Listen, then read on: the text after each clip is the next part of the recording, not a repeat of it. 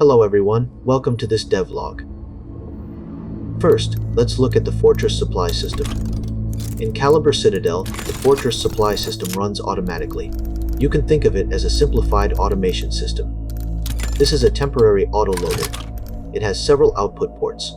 Most turrets have input ports. Connect those input ports to the autoloader's output ports, and the turret will receive the autoloading bonus. The fortress chassis works like one huge warehouse. Functional parts draw resources and items directly from that warehouse. You can lay pipes to connect parts over long distances. Inside the pipes, you can see items being transported toward connected turrets. For example, the current drones and ammo belts. These effects are built with batched meshes and vertex offsets. They are visual effects, not physical objects. So, you don't need to worry too much about performance. There will be many types of supply-related parts. Here, we will use the autoloader as an example. The closer a turret is to an autoloader, the stronger the bonus it receives. As the distance increases, supply efficiency will drop as well. A turret can stack the bonuses from all connected autoloaders. This becomes very useful when building a larger supply network.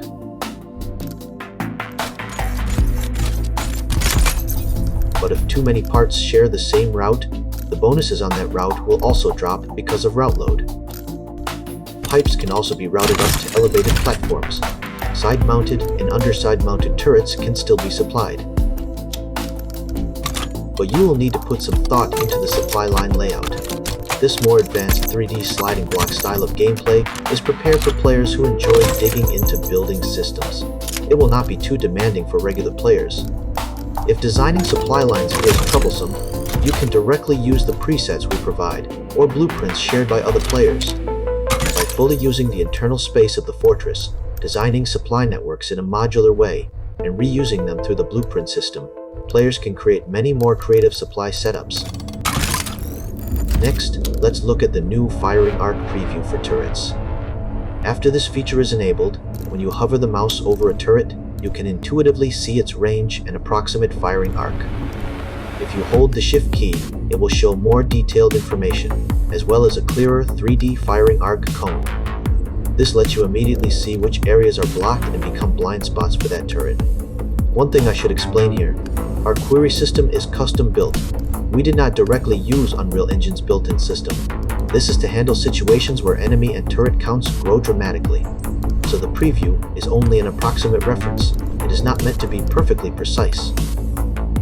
With the firing arc indicator, you can now clearly feel the roll differences between turrets. In this game, besides the usual projectile versus armor interactions, we want range and firing arcs, supply efficiency and cost, target acquisition and turret traverse speed, space footprint, and other factors to shape distinct heavy firepower rolls. We do not want all differences to come only from damage numbers. Finally, in the game, players still have one main fortress they design, develop, and take into battle across different locations. Levels will also include combat outposts, where small-scale construction is possible. The number of combat outposts in each level, their shapes, positions, and characteristics will all vary. Some combat outposts can also build level-specific equipment or weapons. Building fortress parts now directly consumes materials from the warehouse. You no longer need to craft materials into parts first. This works better with the blueprint system.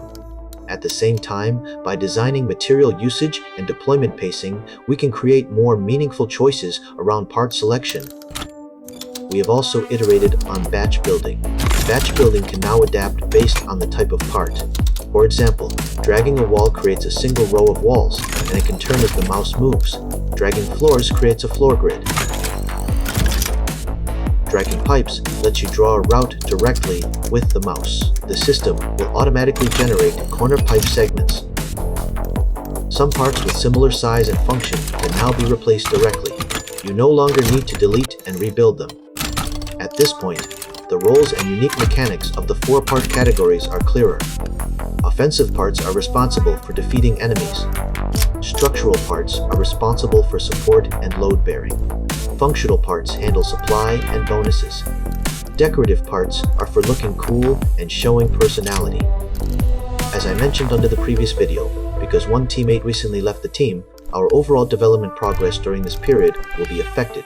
Things will be a bit slower. We hope you can understand. Right now, our team's main focus is the combat loop.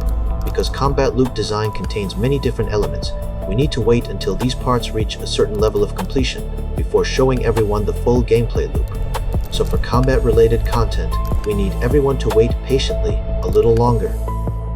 If nothing unexpected happens, in the next devlog, we should be able to introduce part of the combat system gameplay. Thank you for watching this devlog. See you next time.